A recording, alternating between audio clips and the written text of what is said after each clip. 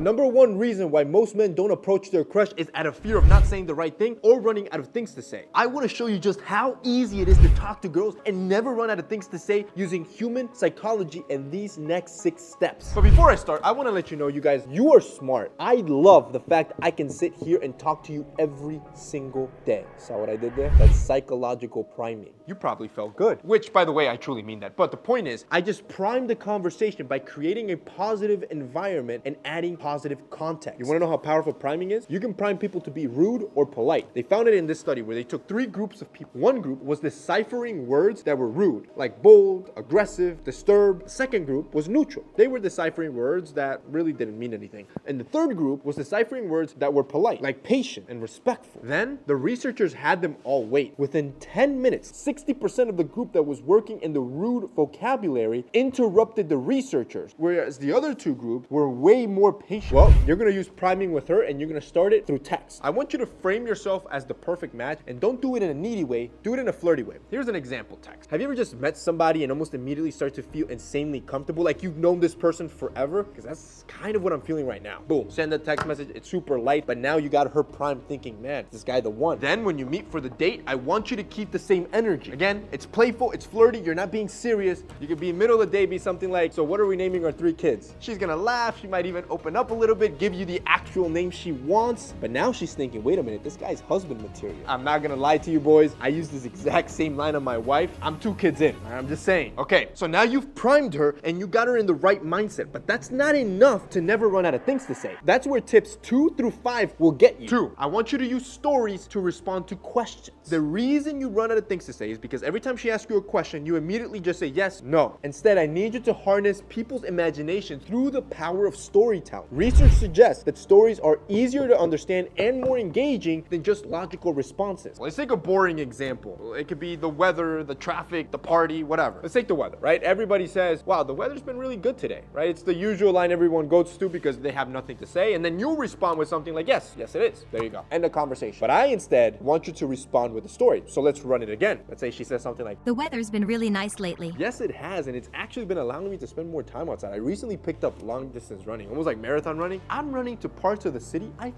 never even seen. I feel like I'm going on a mini vacation every time I step outside. Super relaxing. That simple, oh, the weather's great, went from boring weather to something you both have in common, to a story about the weather, to now asking her what she likes to do for fun. You can literally do this with anything. 3, ask why 3 times. The deeper you get into a conversation, the more connected she's gonna feel to you. You also will never run out of things to say because now you have a mental goal to always ask why 3 times for any topic she brings up. Here's how you use it practically. Let's say you're in conversation with her and she says something basic like, I've been loving reading these books recently. I feel like it's my escape. your first why can be, why do you feel like you need an escape? She'll probably say something like, Because my job's so stressful. your second why is your job so stressful? She'll probably then go deeper and say, My boss always nags me. I don't do anything right. I just wish I was my own boss. your third why can then be, well, why aren't you your own boss? Why don't you try starting something yourself? This is essentially called conversational branching, where you'll get a topic of conversation and then branch out and out and out. The more whys you ask, getting deeper and deeper into different topics of conversation, getting to know her more. And each one of those are conversations where you can also branch out of. Essentially, never running out of things to talk about. 4, use objects around you to make your conversation better. This is called multimodal communication. You have to recognize that communication extends beyond just the words you say, such as visuals, your gestures, props, things you wear. So how do you use it? I want you to narrow it down to 3